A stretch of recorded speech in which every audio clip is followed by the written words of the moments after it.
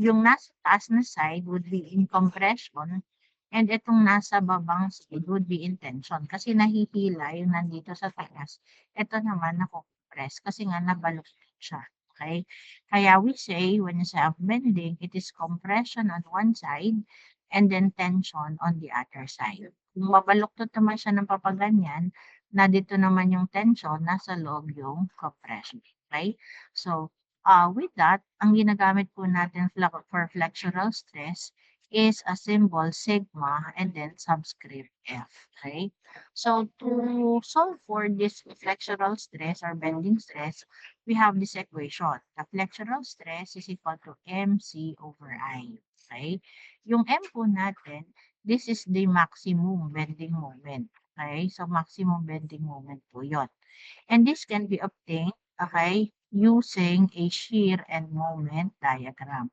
So, yun po yung gagawin ninyo. Okay? You have to create the shear and moment diagram. Okay? Base sa tinatawag natin na beam loading. Okay? So, you have there the beam loading to obtain the maximum moment. Okay? Doon mo siya kukunin. Whereas the C and the I values, ito naman po ay manggagaling sa ating beam cross section. Okay? So, sa beam cross-section naman po yan. Alin yung C natin? It's the distance from the neutral axis to the outermost fiber. And then yung I naman po is called the moment of inertia. Okay? So, where can we obtain again the values of this C and I? Again, that comes from your beam cross-section. Okay? Now, so ang gawin lang natin sa design, okay, dapat know natin kung paano gumawa or kumuha ng maximum moment, ganun din ng C and I. Kasi, ang gagawin lang naman natin dyan is simply to equate to the design stress. So, the induced stress, which is the flexural stress, is to be equated to the design stress for you to come up with the required dimension. Ang dimension po, na dito sa C at nandun sa I. Okay, so you need to equate the two. Again, for the design stress, this can be based on ultimate or can be based on the yield. It can be sigma u over factor of safety or sigma y divided by factor of safety. You use this if the design is based on the ultimate strength, and you use this one if the design is based on the yield strength. Okay? Otherwise, kung hindi po binanggit ang basis ng design, then you have to choose, okay, kung anong type ng material. Okay? If it's ductile, then yield. If it's brittle, then ultimate. Okay? So, siguro naman ay alam na natin ngayon yung Debu relationship na yan. Okay? Yun ay kapag hindi po specified ang basis ng design. Okay, whether to use the yield or the ultimate strength. Okay, now let us go back, okay, kung paano mo kinukuha yung M, C, at I.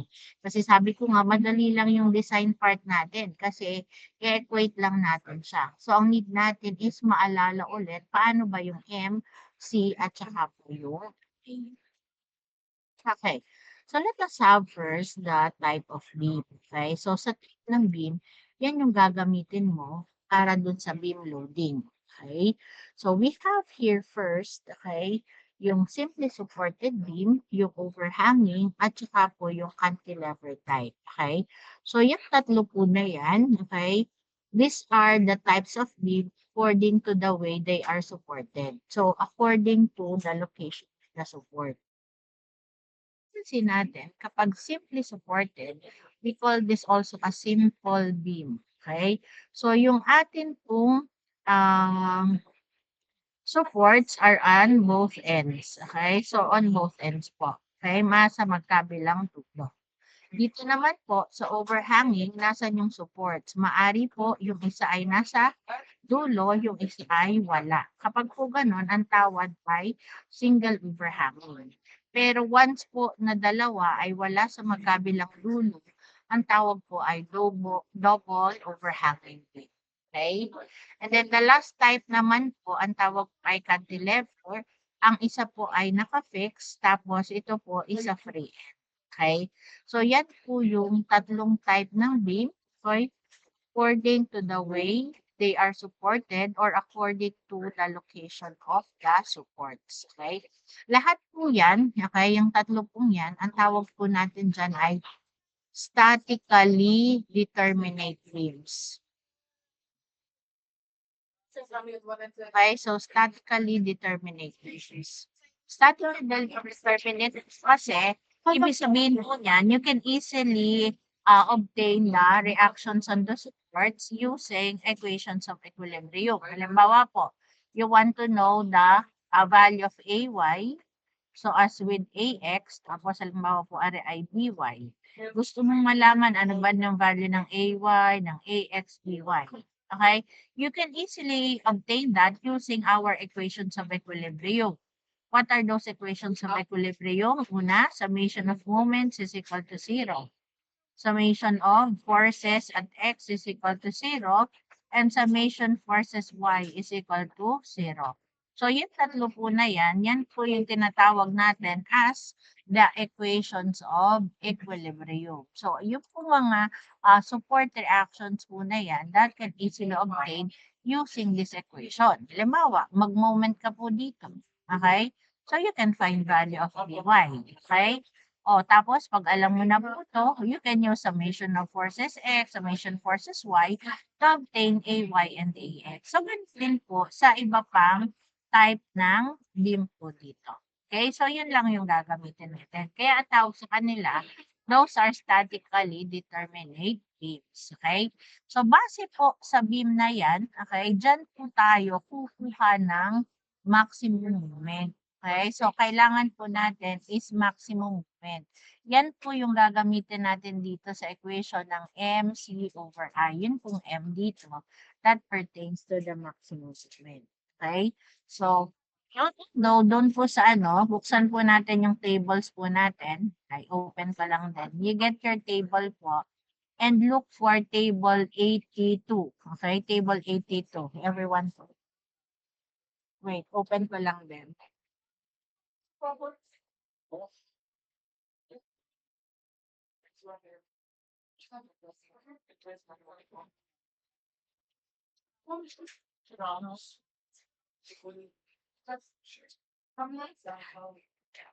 Okay, everyone. See table 82. Ito po ay pwedeng gamitin natin, okay, pagkuha ng maximum moment. So, you have to look lang po doon sa atin po na mga beams. Okay? So, very limited nga lang po yung table 82. Halimbawa po, we have a simple beam. Okay? We have a simple beam po. Tapos, yung load po niya ay nandoon sa exactly at the middle. Okay? So, halimbawa, exactly at the middle. Yan. So, halimbawa po, ay 5 kips. Tapos, ari po ay 1 inch. Tapos, ari ay 1 inch din. Yan. So, exactly at the middle. So, ang gagawin nyo lang po, using table 82 po, hahanapin nyo po dito yung kaparehas niyan. Okay? So, dito lang po, medyo magulo yung kanyang illustration, pero pwede pa rin nating makita. Okay? So, yung hanay po dito, okay, yung unang column po, it refers to a concentrated load. Okay? Tapos, alin po yung katulad niya? Ito pong number 2. Okay? Yan, ito po yung katulad niya. Kasi, you look here, ito po yung reaction sa magkabilang dulo. Ito po dalawa na yon. Tapos, ito po yung load na nasa gitna. Okay? Yan, kasi ito ay L over 2. So, nasa gitna yung load. So, what you need to look for is the equation of Mmax. Yan. So, ari po yung Mmax. Okay? Mmax is equal to Fl over 4.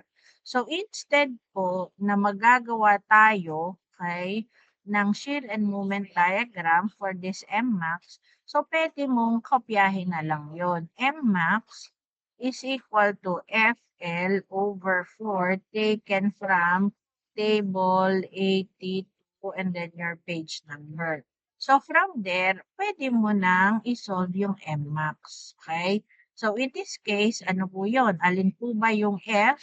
Okay? So, yun yung force na nasa gitna. Yung L is the total length divided by 4. Okay? So, i-relate mo lang yan doon sa given problem. So, in this case, it will be 5 kips. Ano yung length natin? 1 and 1. So, 2 inches divided by 4. So, 10 over 4, that would be equal to 2.5. Okay? So, 2.5. So, M max is equal to 2.5 kip inch. Okay? So, yun yung naging sagot natin ngayon. Okay? Without doing the shear and moment diagram. Okay? Pero sabi ko nga, this is very limited. Okay? Limited siya kasi kung ano lang meron dito, yun lang yung pwede. Okay? Yun lang yung may equation ng M max. Okay? Yung uniform load naman, ibig sabihin yan, nakadistribute. Halimbawa, katulad nito. Okay? So, dito naman ganito siya parang, ito yung beam natin, din yung hinge, dito yung roller, okay? So, both ends ulit. Ang load mo lang naka-apply ng ganyan, parang rectangular load siya. So, naka-apply all over the legs. Hindi katulad nito na naka-apply lang siya doon sa gitna. Okay? Single load lang siya doon sa gitna. Ito naka-apply siya. Okay? So, yun ang ibig sabihin ng pagkakaiba nitong dalawa. Yun yung uniform load. That's the rectangular load. At kapag ganon, what would be the equation? Ito po yun. Mx is equal to FL over 8. Okay? Ano yung F value natin? Okay? Ano yung F value natin? Ito yun. W times L. Okay? Yun po yung F natin. W times L. Okay? So, amount ng isa nito times the total length. Okay? So, yun ay titingnan mo lang kung may katulad siya dito sa table 82. Okay? Pag wala siyang katulad, wala kang ibang gagawin kundi gumawa ng shear and moment diagram. Halimbawa na lang. Halimbawa, ganito yung loading natin. Okay? Merong isa dito, say 2 kips. Tapos hindi sa kabila, meron din na 5. Dito yung load, supports. Tapos aray 1 inch. Tapos another 1 inch. Aray ay 2 inches. Yan. Pag tinignan mo dyan, kaya din nila concentrated load. Okay? Pag tinignan mo dyan, hindi naman siya katulad nito kasi nasa gitna lang. Isa lang yung force nito. Ito naman, cantilever. O ito naman, nasa gitna din, pero fixed ends. O ito naman, wala sa gitna, pero iisang load. Yung binigay ko, dalawang load niya. Okay? So, ang gagawin mo dyan, gagawa ka ng shear and moment diagram. Okay? O, it's either you use the analytical method o kaya ay yung semi-graphical. Sana'y natatandaan pa kung paano gumawa ng shear and moment diagram. Okay? Say using the semi-graphical or analytical. Kahit alin po sa dalawang gamitin, you will yield dapat the same diagram. At ang kukunin lang natin sa diagram is again the maximum. Okay, so yun kasi ang gagamitin natin sa equation ng flexural na MC over I. Yung M po dito, okay? Yung M po dito, okay? Yan po yung M max po na yun. Okay? Masundan po ba? Question. May tanong po? Hello? Narinig pa ba? Yan. So, ang ano natin, okay? So, again, yung table 82 po na yon, pwede mo lang pong magamit kapag po may the same value, may same ano po, loading. Okay? Kukunin mo po yung equation ng M max. Okay? Hanapin nyo lang po dyan yung equation ng max, M max, then try to relate it with the given problem para ma-substitute mo yung value. Again, pag walang katulad, ang gagawin mo lang ay maggagawa ka ng share and moment diagram. Kahit alin sa dalawa pwede kung alin yung mas sanay ka. Okay? Ari yung pag sabi nating analytical, siya yung gumagamit ng mga equations. Okay? Kapag itong share at moment. Ito naman semi-graphical, continued sum lang ang ginagamit. So, ari ay more on a shortcut method kapag semi-graph. Okay? So, yun po yung sa MMAX. Pagdating naman po dun sa C at I, okay, yung I po, dito naman natin pwedeng kunin sa table 81. Okay? So, ito po yung mga IX. Okay? Yung, ari po yung sa rectangular, ari po yung sa circular. Pi dito the 4th over 64. Ari po dun sa tubular. Okay? Yan. So, you just take a look at yung equation po ng I sub x. Okay? So, yun po yung value ng A. Okay? What about the value of C? Ulit po yung C. So, definition po natin ng C, sabi po natin dito, C is the distance from the neutral axis to the outermost fiber. Okay? So, kung dito po yun, okay?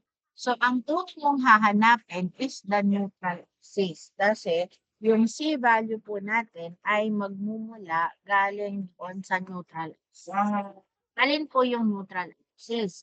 Yun po yung linya, okay, o yung axis na magkakat po sa ating cross-section into two in such a way na yung timbang po nung nando sa itaas would be the same doon sa ibaba. Okay? So, halimbawa po ito.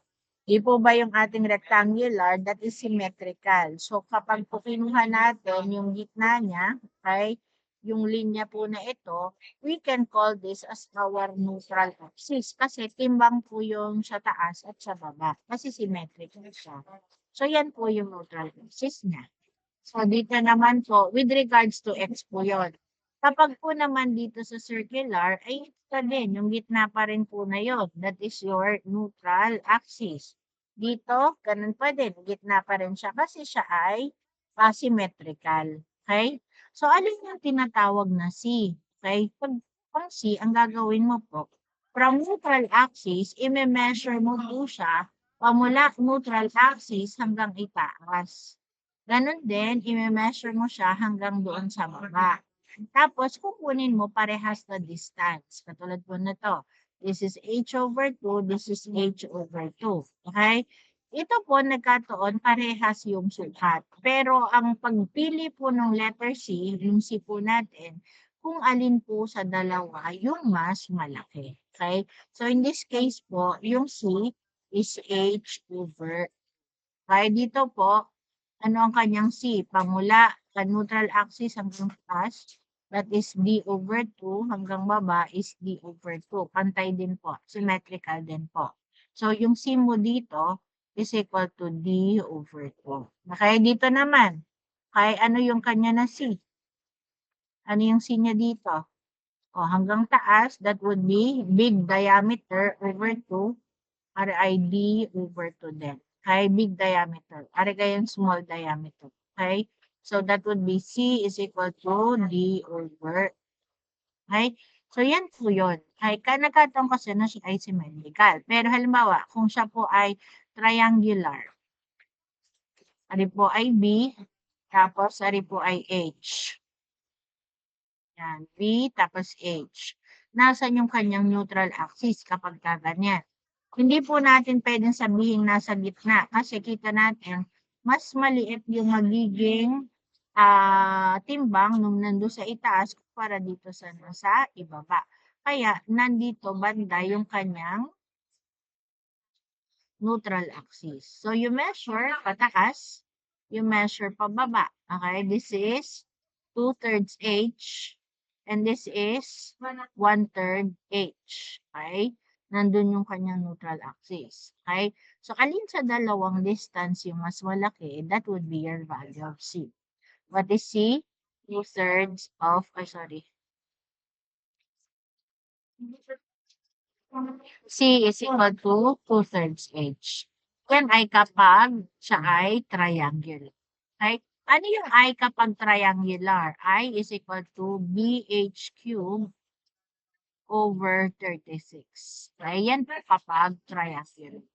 So, ito yung mga nauna to. Okay? Ang tawag po sa kanila, these are regular cross-sections. Okay? This is regular cross-sections. Yan. Tapos, ito naman pong nasa baba na ito po yung tinatawag natin as the economic sections. Okay? Dapat marunong po tayong kumuha ng value ng I at ng C kapag economic sections. Okay?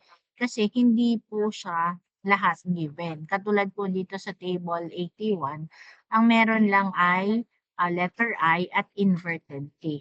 Okay? So, hahanapin mo lang dyan yung IX. Yan. Okay? Yan. Ito yung IX niya. Okay? Pero on your own po, dapat maalam kayong kumuha. Okay? Kapag po symmetrical yung ating shape, ibig sabihin ng symmetrical, parehas yung makikita mo dun sa lagi po ang neutral axis niyan nasa gitna.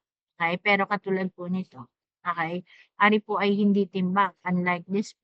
So, you expect po ang neutral axis na rin nandito sa gitna. Okay? At h over 2. Okay? At h over 2. Ayan.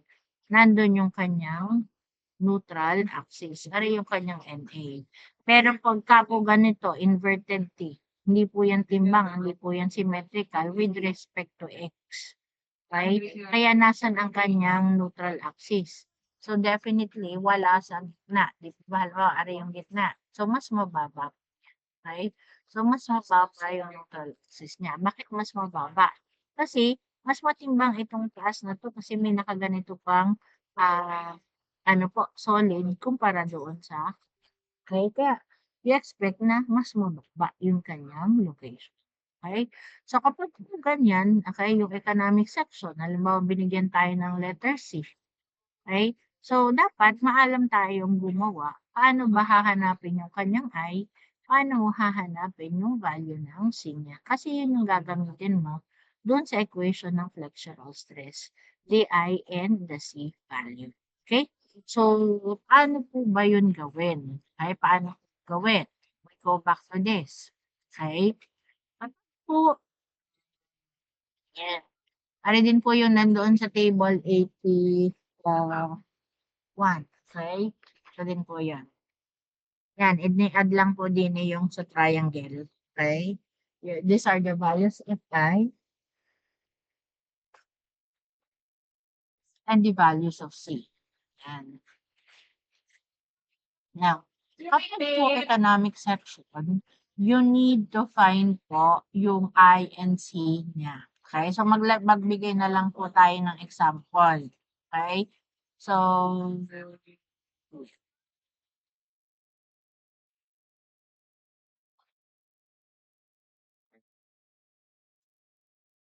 yan. So, halimbawa po, okay? This is our cross-section po.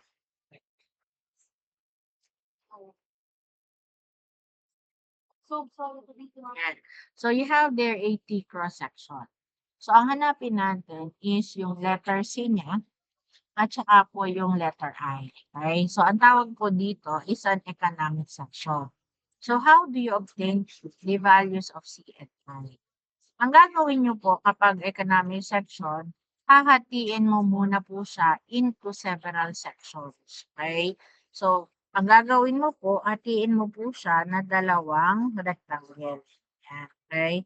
So, halimbawa po, ari ang gawin natin na 1, at ari po yung part 2. Okay? Ari po yung part 2, ari po yung part 1. Okay? Tapos, okay, una mo pong gagawin is to locate the neutral axis. Okay?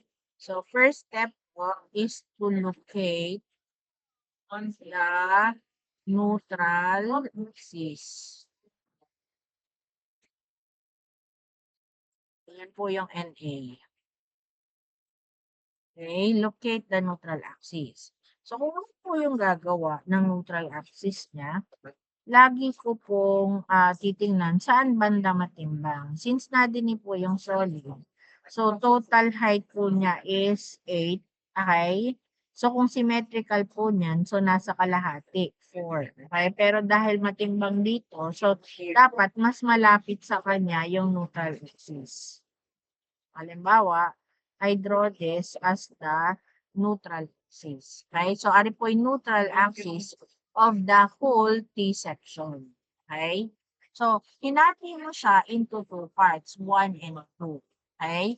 So, to locate the neutral axis, you use the equation A total y bar is equal to summation of AY. And A total y bar is equal to summation of AY. You are to find y bar. Okay? This is equal to summation of AY. Ano yung summation ng AY? Kung ilan siya hinati, ganon kadaming AY. So, 1 and 2. So, ibig sabihin, area 1, y1, plus area y2. Okay? Kung tatlo mo hinati, di may plus area 3, y3 po. Okay? Divided by area total. Ano ang total area? Area 1 plus area 2. Okay? Alin po, ma'am, yung tinatawag na y bar? Okay? Alin yung tinatawag na y bar? So, you set first yung ilalim. Okay? Yung ilalim na yon, we call this your datum line. Okay? This is the datum line or the reference line. Okay? So, yung y bar po na ito, that is the distance of your neutral axis to the datum line. So, ari po yung y bar. Okay? So, we always set po yung ilalim as our datum line. Okay? So, the distance of your neutral axis to the datum line, that is your y bar. Nakuha po. So, yun ang hinahanap natin. Pag sinabi nasa ang location ng neutral axis, it's at a distance y bar from the datum. Okay? So, we have here area 1, y1, and y2, which is y1 and y2 naman po. Okay? So, yung y1, okay. So, alin naman po yung y1? You have here your area 1. Okay. So, you have here your area 1. Okay. Ito po yung area 1. Kukuhanin mo po yung kanyang neutral axis. So, siya po ay rectangular. Alam natin, nasa gitna niya yung kanyang neutral axis. So, we call this your NA1. Okay. So, ari po ang NA1. Neutral axis nung part 1. Okay? Alin yung tinatawag natin as Y1. Right? It's the distance of your neutral axis 1 to the same datum line. Okay? So, ari yung Y1. Okay? Tapos, alin naman po yung Y2? Gawin ulit naman natin din yung Y2. Yan. Alin naman dito yung Y2? Okay? So, alin po yung para sa part 2? So, nasa yung kanyang neutral axis? Rectangle uli yan. So, nasa gitna uli. Okay? So, kung ari 7, edi nasa 3.5 siya. Okay? So, ari po yung ating NA2. So, ang distance po ng NA2 to the same datum line, yan po ang Y2. Okay? Ano po ang value ng Y2? Anyone? Sino may alam? Anong value na from datum line? 3.5 po. And Vincent? 3.8 po. Okay, 3.5. Tama. What about this Y1? Y1? 7.5. Tama, 7.5. Why 7.5? Ari po 7, tapos sa I1, nasa kalahati siya, so 7.5. Okay? So, you try to analyze the distance. Okay? So, i-substitute na po natin ngayon din eh.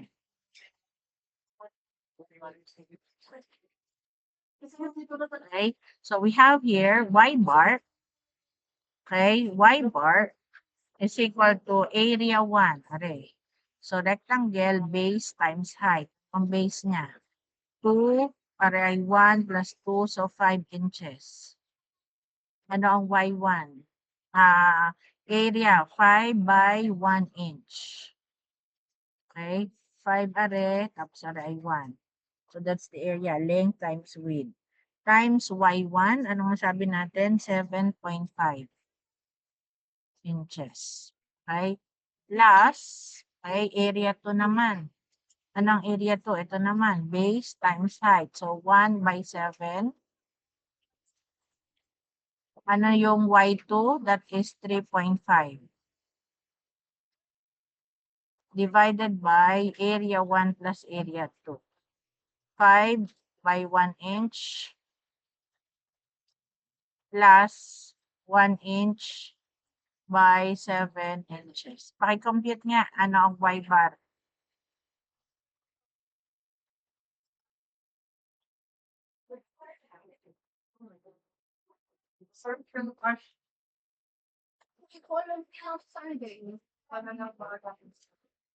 Ano po ang sagot? Kuha ng inyong calculator. Kung hindi ilagay dito sa chat box yung answer.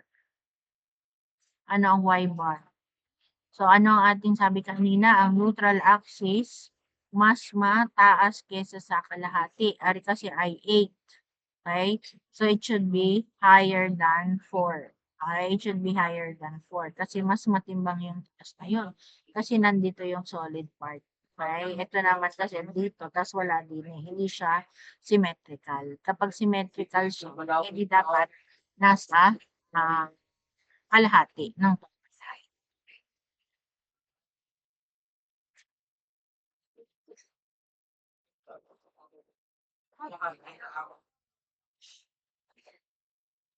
Anong sagot? Anong y bar natin? 5.1667. Okay? So, you have there 5.1667.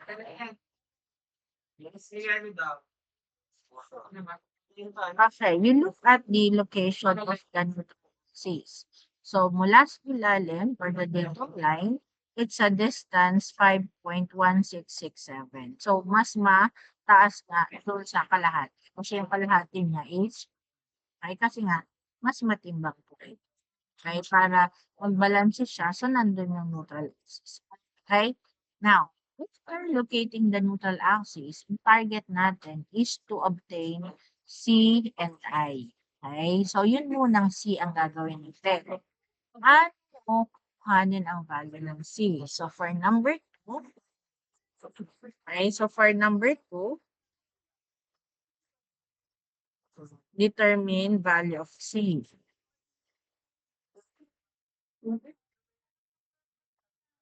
Okay, paano kukunin ang value ng C? So, you have to know first yung yung sa y bar natin. So, anong y bar ulit natin? 5.667. Okay? 5.1667. Okay? So, ang gagawin mo para halapin yung value ng C, from the neutral axis, i-measure mo hanggang doon sa itaas. Okay? At i-measure mo din pababa. Okay? So, pababa, yan ay equal sa y bar. Pataas, kukunin mo total height minus this. So, it would be total height, 1 plus 7 is 8 minus this. Paki-compute nga. So, it would be 8 minus 5.1667.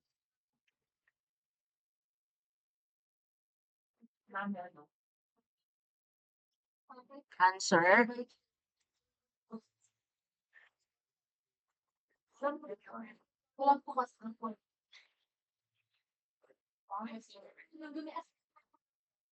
Kapag nag-minusin lang po, 2.833. Okay? 2.833.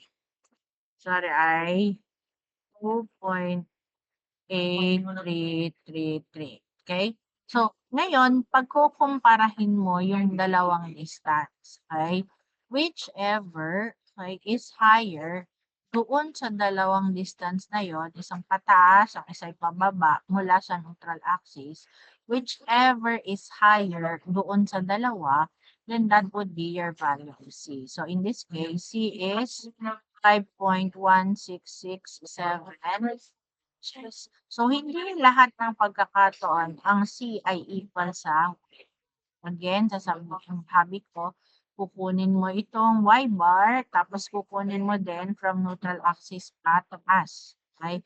O kung pababa. Okay? Basta yung dalawang distances pataas ng neutral axis, pababa ng neutral axis. Okay? Kung alin po sa dalawa ang mas malaki, then that would be the value of C. Okay? And then last po is to determine yung I. So, ang tawag po natin is I total. Okay? I total. So, ano po yung I total natin? Yung I total po dito is equal to summation of I plus AT squared. Okay? So, yan po yung equation na susundin natin. Okay? Summation of I plus AT squared. So, yan po ay equal sa, dito po, dalawa po natin hinati, I1 plus I2. Okay, I1 plus I2. Okay, so we find first I1. What is I1? I1 po ay equal din Y plus AT squared. So, I1 plus area 1 T1 squared. Okay, ayan po yung equation. So, kung I2 po, it would be I2 plus area 2 T2 squared. Okay? So, ano po yung ibig sabihin nun? Yun muna po yung una. Sorry po yung atin na part 1. Yung part 1 po is rectangular. So, ano yung equation kapag rectangular? Kapag rectangular, the I value is BH over 12. Okay? So, ang ipapalit mo din sa I1 na yon, since rectangular siya, ay B1 H1 cube over 12 plus B1 H1 B1 squared. Okay? So, you identify alin ang base, alin ang height. So, ari ang base. So, that is 2 plus 1 plus 2, so 5 inches. Ang height ay 1. Okay? So, this is equal to 5 inches, 1 inch to the third per 12 plus 5 inches times 1 inch. Alin po yung D1? Okay? So, titingnan mo po alin po yung D1. Oh, you go back here po. Okay? Yung kulay blue po dito, this is the neutral axis of the whole T section. Okay? Tapos yung color yellow, that is the neutral axis of the part 1 only. Okay? So, yung distance po nung dalawang yon, okay, yun po yung tinatawag natin as D1. Okay? So, ari po yung D1. Okay? Ari po yung D1. Ako nga pa, ari po yung D1. Neutral axis to neutral axis. Okay? Part at saka yung buong neutral axis. Kung dito naman po, neutral axis to neutral axis. So, ari naman po yung dito. Kuha po ba? Nasundan po yung D1 at D2? Okay. So, do you obtain po here yung D1? How would you obtain D1? D1 would be Y1 minus Y bar. Y1 minus Y bar. Kapag ari namang D2, ano naman tong dito? It would be Y bar minus Y. Okay? Y bar minus Y. Okay? So, find value of D1 and D2. Anong value na ring D1? Palagay ulit doon sa chat box natin. Ano nga yung Y1 natin kanina? Y1 is 7.5. Tama. So, 7.5 minus 5.1667. So, what is D1? Ilagay po sa ating chat box.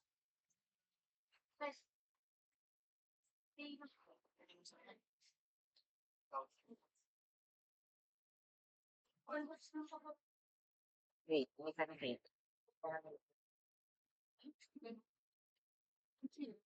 Yan, 2.333. Okay, yun po yung D1. Okay, 2.333.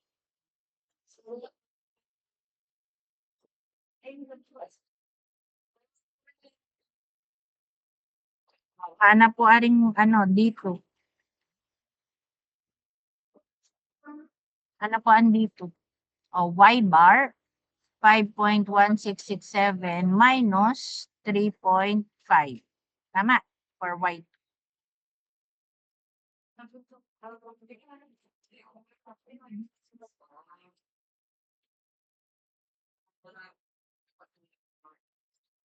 Okay, 1.667.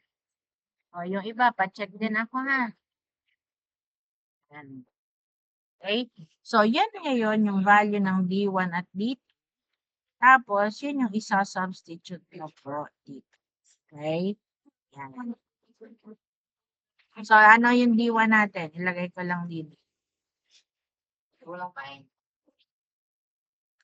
D1 is 2.333.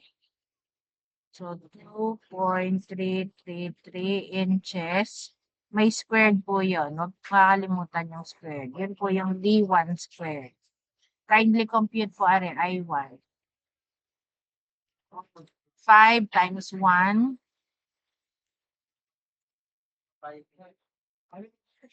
Raised to the and then plus 5 times 1 times 2.333 inches squared.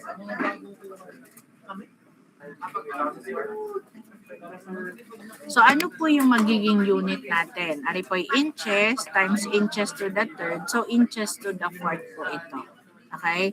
Din po sa kabila, ganun din. Isa, dalawa, tapos ari po inches squared. Kaya 4 din. So, ang unit po natin is inches raised to the fourth.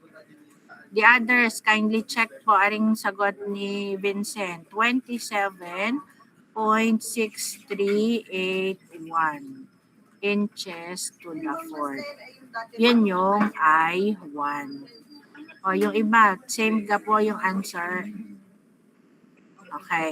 So, hanapin naman nyo po yung value ng I2. So, same equation po tayo for I2.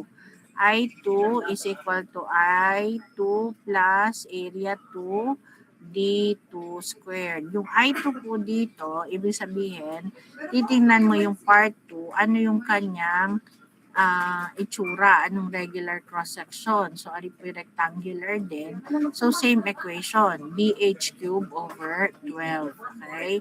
So, ari po ay BH cube over 12 plus B2 H2 D2 squared. So, nakuha na naman po natin yung D2 kanina, 1.667. So, isa-substitute na lang po natin.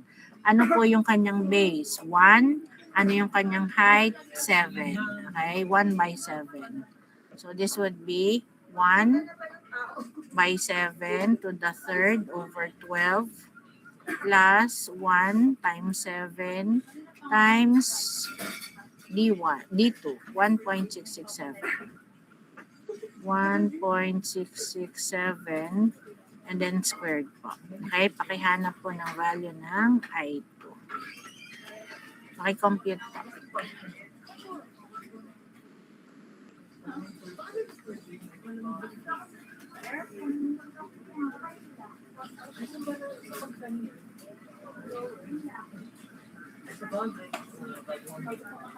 O, paki-compute po. Kuha po yung calcul nyo. And then you take the total. What is I total? So it would simply be I1 27.6381 inches to the fourth plus kung ano po magiging sagot nyo dito. O, paki-compute po. Palagay na lang po ulit dito sa chat box po natin. Ano ring 48 James? Is it I2?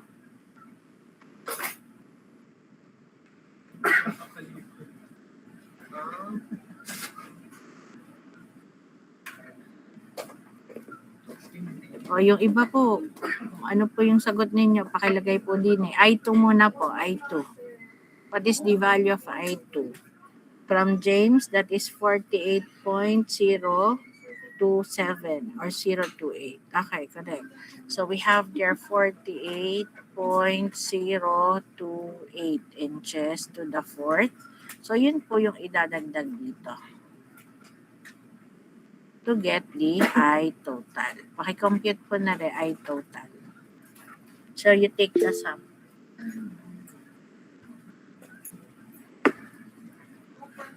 So 75.6667 inches to the fourth. Okay? So yan po yung gagamitin mo ngayon as the I po natin. So dun sa equation po natin ng flexural na MC over I, yung I po na to would be yung para dun sa I total. So ano po yung magiging isa-substitute nyo po doon sa I total. Okay? Tapos yung C naman po ay di ari pong 5.1667. Okay? So ganyan po yung gagawin kapag economic section. Tapos wala doon sa table 81 po natin yung equation. Okay? So, ganyan lang po ang tatandaan. Yan po yung procedure. Una, to locate the neutral axis. Okay? Sunod po is to determine the value of C. Okay? Tapos po, sunod ay to determine the I total. Okay? Nakuha po. Yan. So, ganun lang po yung gagawin po natin. Okay? So, let us have here po yung sample problem dito. Okay?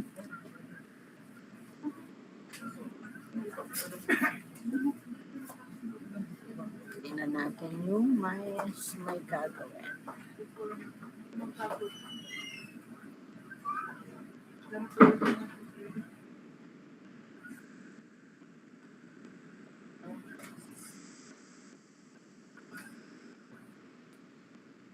Yan. So, ano po yung gawin natin sa sample natin?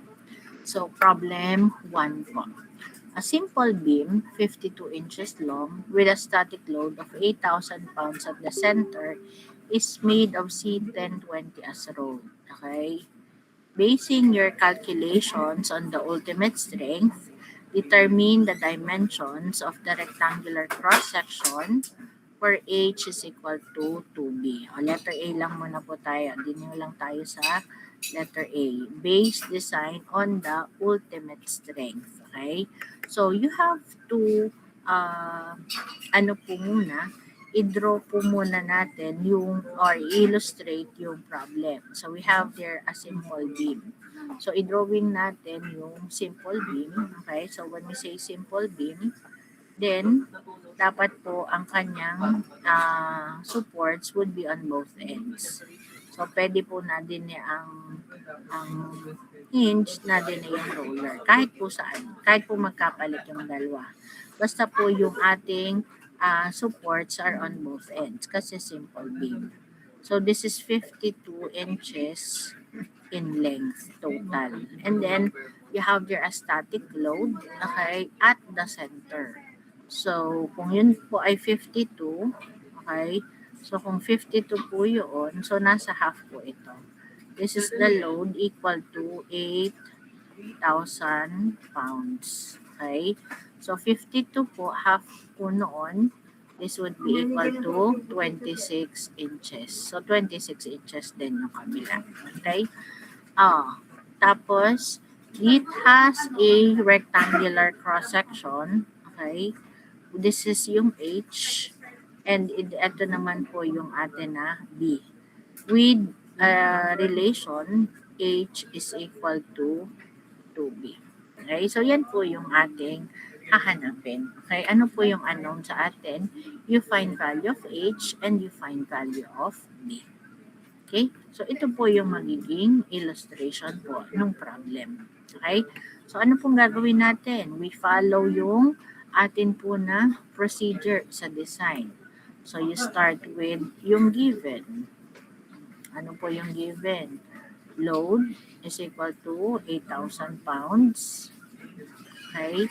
Or this is equivalent to, in kips, this is equivalent to 8 kips. Okay? Tapos, ano pa po? Okay, we have here the length equal to 52 inches and the relationship H is equal to 2B. Okay? Ang kasunod po niyan would be yung material specification. O, pakihanap nga po are.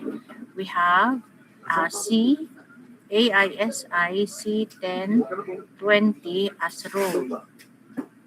Find value of sigma U, find value of sigma Y. O, ano po ang value? Pakilagay na lang po ulit sa chat box and table number. And then after po the material specs, we go with the factor of safety. Dito ko na lang po muna ilagay. Factor of safety. Ano po ang ititingnan sa factor of safety?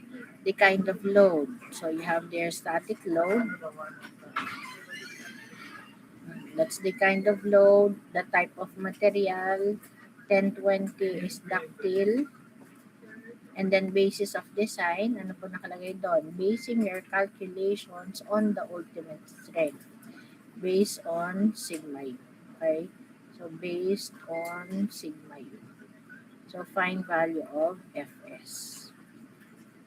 Mari mo na po, sigma U, sigma Y. Pakitype po din sa table. So we have there 65 and 48. Okay, so 65 KSI, 48 KSI, table 87. And then page number. Okay? Ari po, FS po din eh.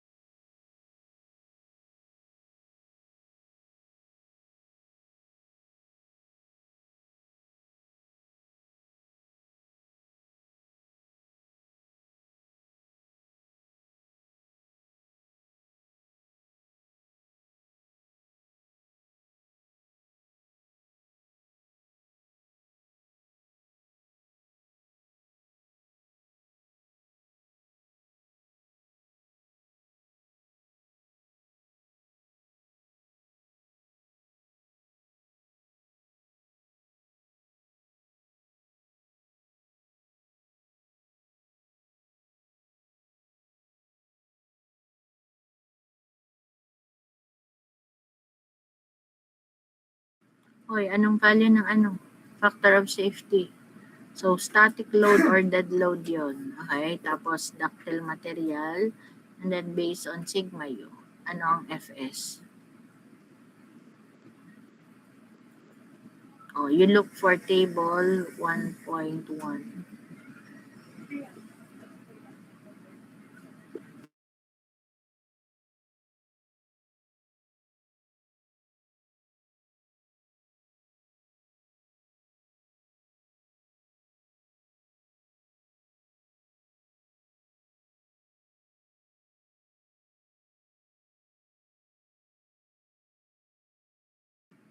Okay, so factor of safety is equal to 4. O, tingnan po natin din eh. Okay?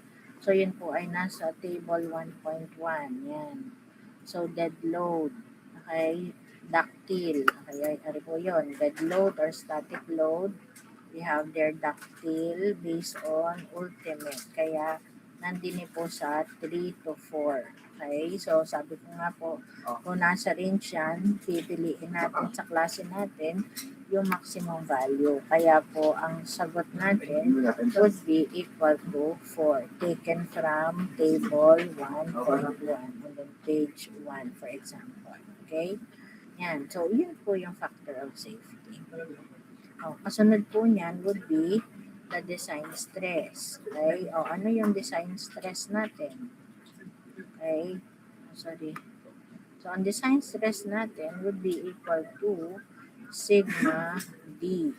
So, ano equation? Sigma U over Fs or sigma Y over Fs? Ang gagamitin natin Sigma ay U over Fs po.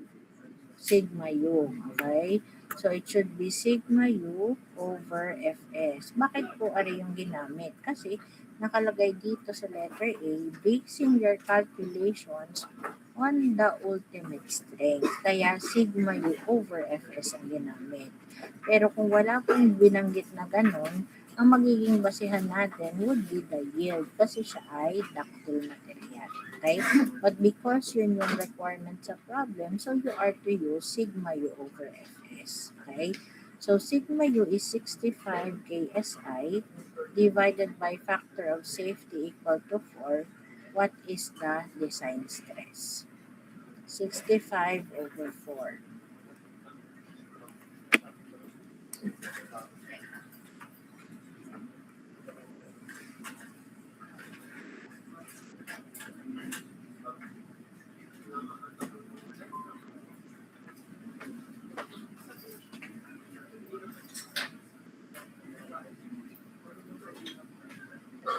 Okay, so you have there 16.25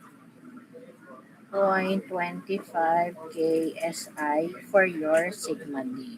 So, anong kasunod dito sa design stress? Okay?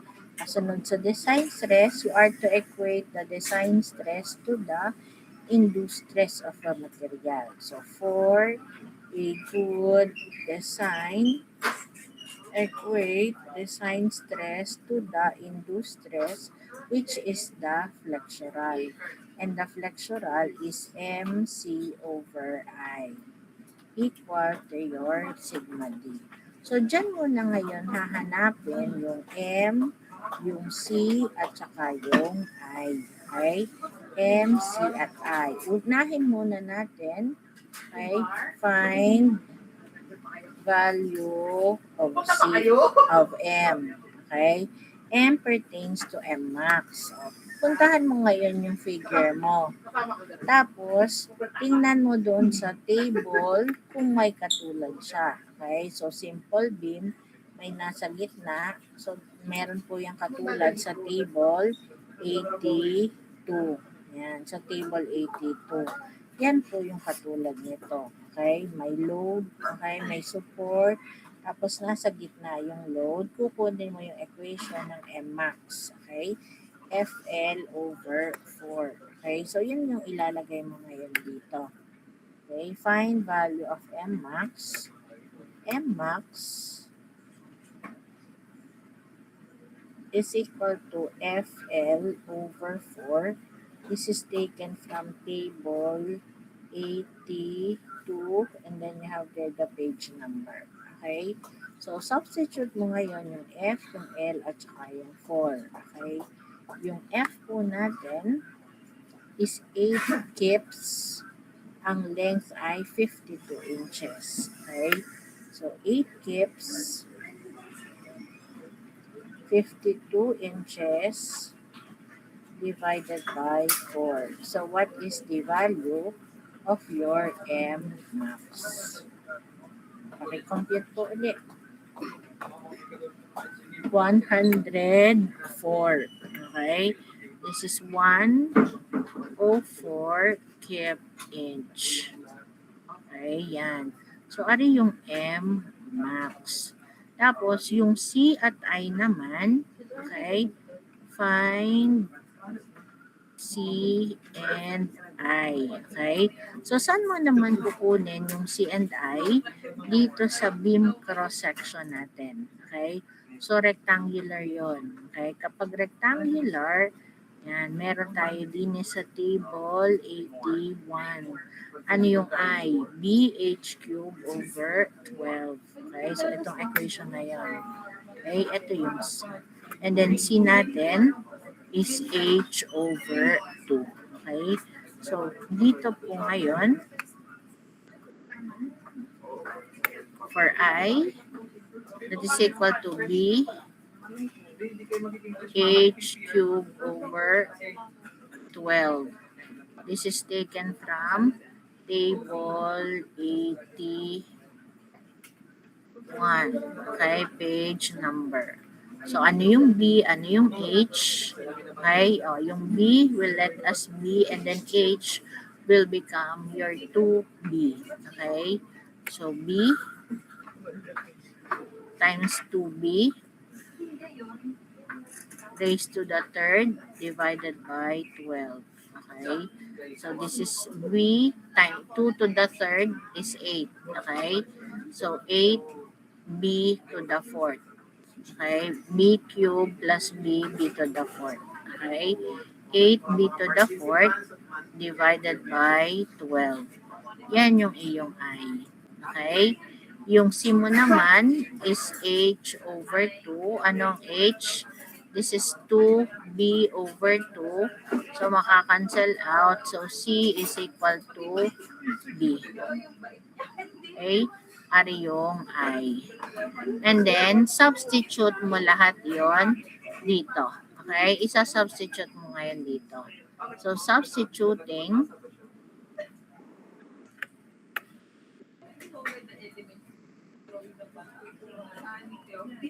so, sundan nyo yung ano ha, pag nagsusolve din kayo ha. So, substituting, sigma D is equal to MC over I. Okay? So, yung M natin, nung nakuha natin, 104. This is 104 keep inch. Okay? Yung C natin is equal to B. And yung I is 8B to the fourth over 12. 8B to the fourth over 12. So, you try to simplify this one. So, yung B to the fourth na yon at saka yun, makakancel out. Ito mapupunta sa taas. So, 12 times 104 keep inch divided by 8B cubed equal to the design stress 16.25 KSI equal to 16.25 KSI. Okay? Then you'll find value of B. Okay? O, paki-compute po ulit ako nun. Ano naman yung magiging sagot natin doon sa B.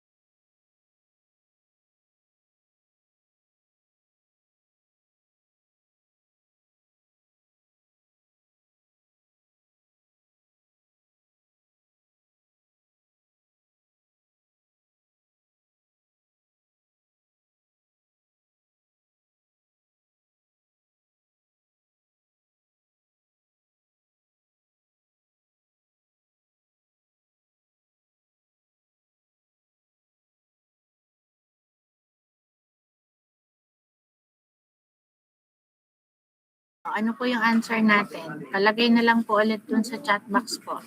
So, what would be the value of B? And then, afterwards, obtain po natin yung standard size niya. And then, yung pong H natin. Okay? H is simply equal to 2B. So, once po na standard po natin yung size nito, then you look for the value of H.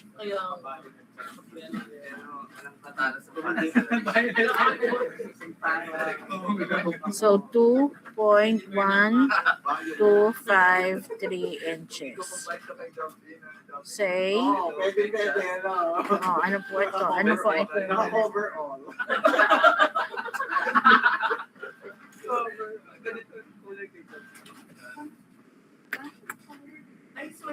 2 and 1/4 of an inch, okay? And then therefore, your H value would be twice of this.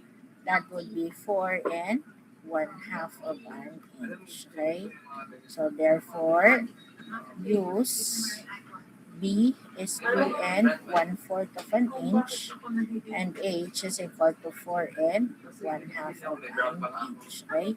So, yun po yung magiging answer po natin. Okay? Ito po yung sinasabi ko. Okay? You look at this problem today. Yun po yung sinasabi ko, katulad po nito. Ito po yung atin na illustration. So, yan po yung walang katulad doon sa table 82 para kuhanan mo ng equation ng maximum moment. Okay? So, dito po, ang gagawin mo dyan, kayo po mismo yung shear end moment diagram po. Okay? Kasi ang itsura po niyan, okay? Parang ito yung simple beam.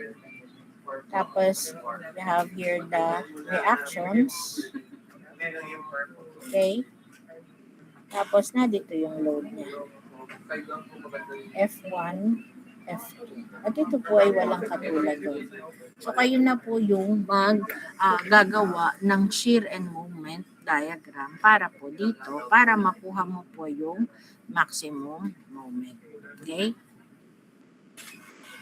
So, yung iba po, do you obtain the same answer po dito sa B and H po natin? Yan. So, i-recall lang po natin ng konti kung paano maggawa ng shear and moment diagram. Okay? So, ang gamitin na lang po natin is yung semi-graphical method para madali. Okay? Yan. Halimbawa po, din ko na lang po ilagay. Okay? Say, ito lang po, sample lang po natin. So, this is B and M diagram. Okay, using semi-graphical method. Okay.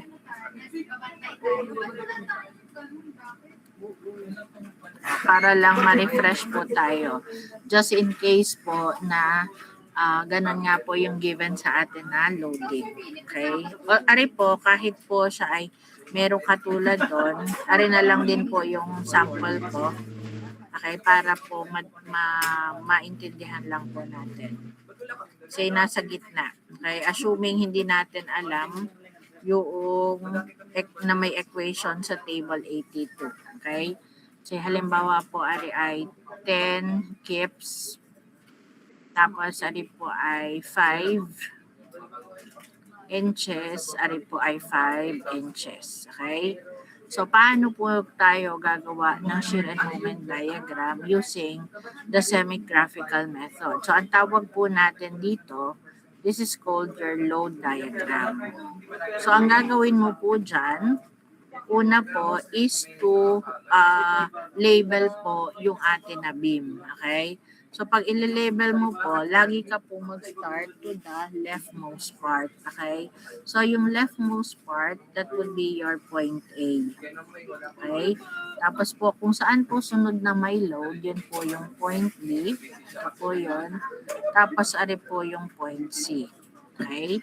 Tapos, doon sa reactions, lalagyan mo siya ng load. Okay? So, kapag po hinge, dalawa. Okay, A, Y, A, X. Okay, tapos pag roller po, isa lang. CY. Okay? Kung ano po yung label, di yun po ang atin na load. Okay? Yan po ay assumption lang po. So, assume ko lang po ng CY ay pataas, ang AY pataas, ang AX ay pakanan. Okay? So, assumption lang po yun. So, pag solve po natin at yung ating pong sagot ay naging positive, ibig sabihin, tama po aring araw natin. Pag ang solution po natin, ang naging sagot natin ay negative, ibig sabihin, pabaligtad po yan. Okay? So, ganyan po. And then, so, ano po ang sunod natin na gagawin? Wait. Yan, okay? So, we find po, ang aim po natin dito is to find M maximum, okay? So, lagi po ang analysis will start from the left, okay? So, ang una mo pong gagawin is to obtain the support reactions, okay? So, sa semi-graphical po, uunahin mo is the support reactions. Yan. So, ang hahanapin mo dyan yung AY, yung AX, at saka yung CY. Okay? So, ang gagamitin lang po dyan is the equations of equilibrium. Okay? So, hanapin muna natin yung CY. So, we take moment, summation moment at A is equal to 0. Say, you assume this direction, okay? Positive. So, yung clockwise direction, positive. Okay? So, dito ka mag-moment, iikot siya papaganon sa A, clockwise, so positive po yon. So, 10 kips times, ano yung distance niya from A? 5 inches. Okay, tapos ari yung CY. In relation to A, papaganon po siya, so iikot siya ng pakabila, okay? So, magiging minus, okay? Kasi counterclockwise yung magiging ikot niya. Okay, minus CY, ang distance niya from A is 10 inches equal to 0. Okay? So, therefore, CY would be equal to what? 50 kip inch divided by 10 inches. So, CY, therefore, is equal to 5 kips. Okay? So, yun yung CY. Okay? Kasunod naman po is yung AY. Hahanapin din natin at AX. So, how do you find AY at AX? You use summation of forces. Summation forces Y equal to 0. Lahat ng arrow pataas, positive. Lahat ng arrow pababa, negative. So, AY plus CY minus 10 is equal to 0. Okay? AY plus CY minus 10 kips is equal to 0. At asari yung CY mo. So, AY would be 10 kips minus CY 5 kips. So, AY is equal to positive 5 kips. So, you yield here, parehas positive yung answer natin. So, ibig sabihin, tama talaga na pataas po sila. Okay? Yan. And then, last po, summation forces X is equal to 0. So, it is only AX po that is acting ng for only force ng X. Okay? So, meaning, your AX is equal to 0. Okay? Yan. So, ari po yung support reactions. Okay? Ang kasunod po niyan is to obtain the shear diagram. Okay? Ang kasunod po ay shear diagram. Ang shear diagram naman po, using the semi-graphical, it's the continued sum of the forces in the load diagram. Okay? Continued sum. So, lagi ka po mag-i-start sa left. Okay? So, ang uunahin mo po would be shear at A. Yan. Default po are shear at A equal to 0. Lagi po yan yung start. Kada letter po, may dalawang shear kang kukunin. So, sunod po dito, it'd be shear at A prime. Okay? Yun po yung padalawa, yung may prime. So, ang gagawin mo po, yung A prime po, lagi mo po magre-refer doon sa sinundan. Okay? So, V at A prime would be, ano po yung sinundan natin? 0. Okay? That would be yung V at A. Tapos, ang i-add mo po ay yung load na nandoon sa point A. Okay? Ano yung load na nasa point A? Yung atin AY at saka AX. Okay?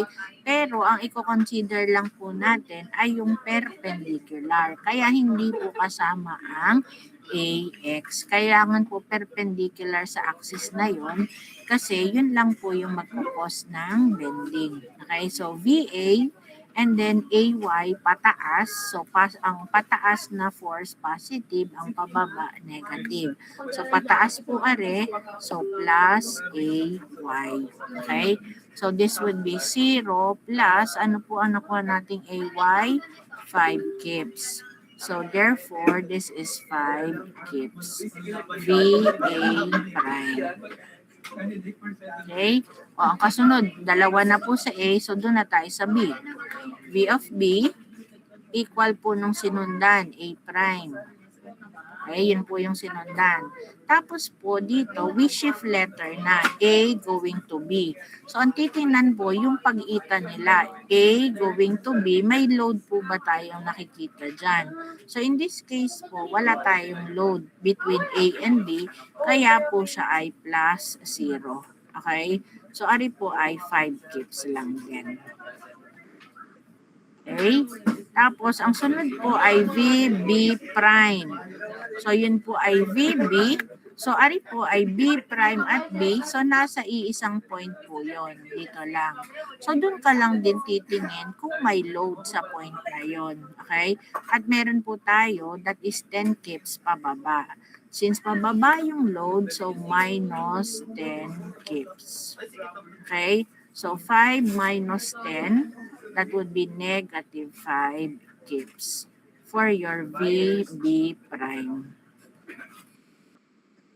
Okay? O, anong kasunod po nun? V of C. VB prime, ano po ang idadagdag natin dito? We are at B prime papuntang C. So, B to C, titingnan mo kung may load in between. So, wala po ulit. Okay? So, plus 0.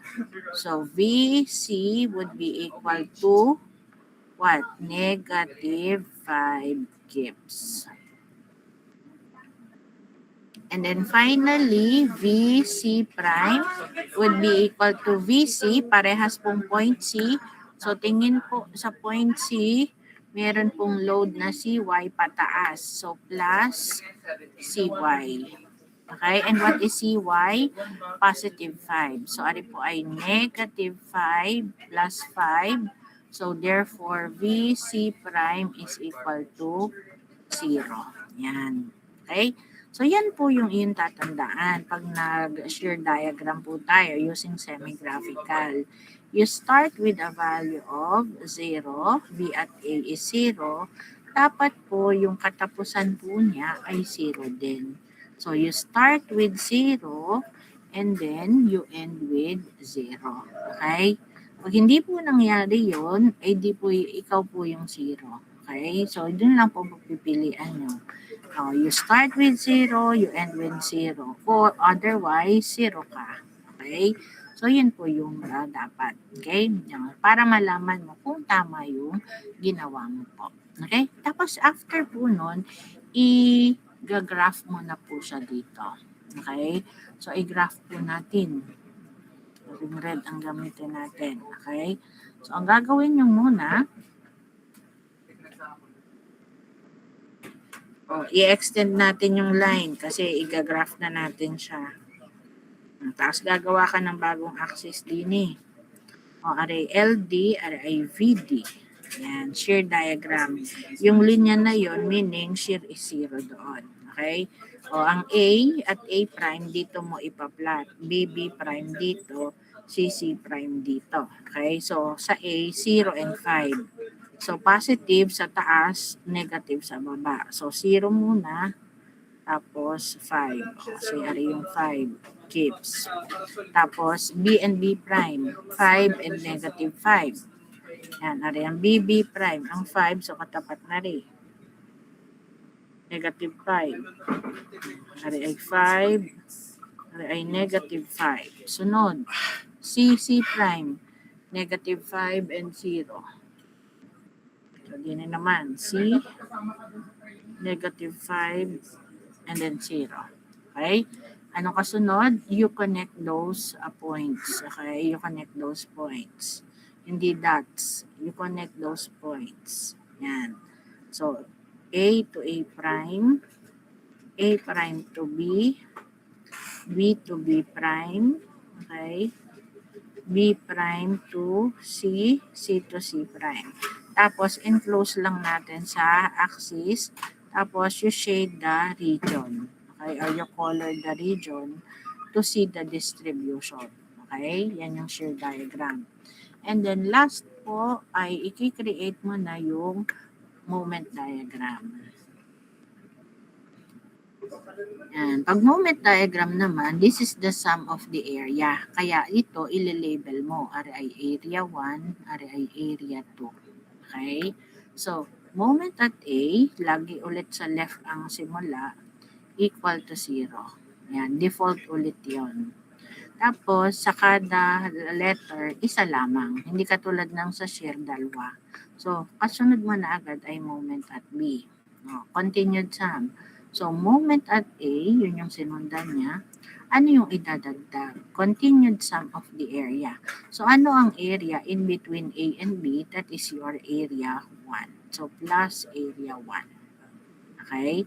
O, ano ang moment at A? That would be 0 plus area 1. Ang area 1 ay rectangle. So, base times height. Anong base? 5 inches. Anong height? 5 kips. So, 5 kips by 5 inches. Yan. That is 25 kip inch. Moment at B. Tapos, kasunod na, isa lang kada letter. Moment at C. Moment at B, in between A and B, B and C, ano po yun? Anong area in between B and C? Plus your area 2. Okay, moment at B plus area 2. So, this is 25. Anong area 2? Length times width. Ari po ay 5 ulit, tapos negative 5. Plus 5 times negative 5. So, we yield, this is negative 25. So, moment at C is 0. So, ganun din. You start with 0, you must end with 0. Okay? So, dito naman po siya. I-graph mo naman po siya dito. Yan. MD. At A is 0. This one is at, ano yung isa? 25 kip inch. Yan. Tapos, dudugtong ulit yung points po natin. Dito hanggang doon. Okay? Paano mo po siya idudugtong? Yan po ay depende sa sinundan. Ang reference mo po ay ito. Ari pong linya nito, horizontal, this is at 0 degree. So therefore, ari po ay ikukonek mo 1 degree. Ang 1 degree po, yun po yung slanted line. So ari 0 degree. So ari dapat ay 1 degree. Slanted line, 1 degree. So, you use po a straight edge. Okay. Para po ma-drawing mo ng ayos. Yan.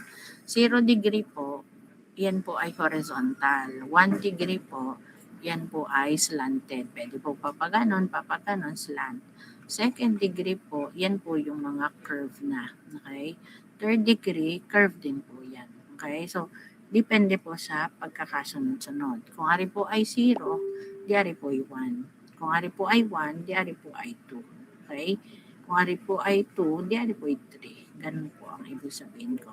Lagi pong sunod-sunod yan. Kung nadine ang 0, ari ay 1, ari ay 2. Ari po kasi walang load in between, kaya wala kang nakalagay na 0 degree. Ito, yan, 0 degree na po ito, so ito ay 1. Okay? Pero halimbawa po, di na meron na din na load, yan, may nakaganon.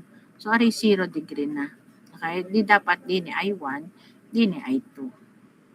Okay? So, ganun po yung pagkuha niyan. So, ang kailangan po natin dyan, after knowing this, you have to evaluate the maximum moment. Okay? So, what is then the maximum moment? Ilalagay mo lang M max, okay, equal to 25 kip.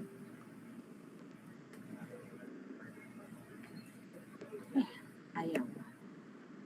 Wala na pala. M max is equal to 25 kip inch. Yan. So, ano yung gagamitin mo doon sa flexural stress natin na MC over I. Yung M po na yan. Ito po yan. Okay? So, ito yung method kapag wala doon sa table 82 ang yung M max po. Okay? Naintindihan niya po? May question po ba? Yan. So, ganun po gagawin. Okay? I think time na din tayo. Alauna na. Okay? Sige po, I'll stop my presentation. Yan. So, alalahanin nyo na lang po paano ba ito gawin ulit. So, nirefresh lang po natin. Okay? Yan. I still have parang may naligdangan ako sa inyo yung sa compression. Okay? I want to again have a makeup class. Parang hindi pa naman ako nakapag-makeup class sa klase ninyo. Okay? You find me 1.5 to 2 hours for our makeup class. Pwede pong bukas, wag lang po bukas ng hapon. Yung 1 o'clock, I have a meeting. So, pwede pong bukas or Friday, okay? Para po ma-discuss ko po iyan sa inyo. Okay? Sige po, Miss Kylie, pasuyin muna ako ng ating attendance today. Okay, everyone? Open cam po.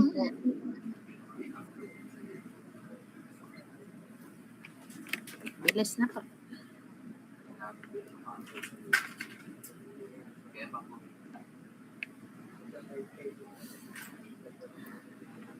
Okay, take a screenshot na po. Okay na po. Okay, so sige, thank you. Thank you very much. I-message na lang ako sa GC natin. Thank you. Thank you po, ma'am.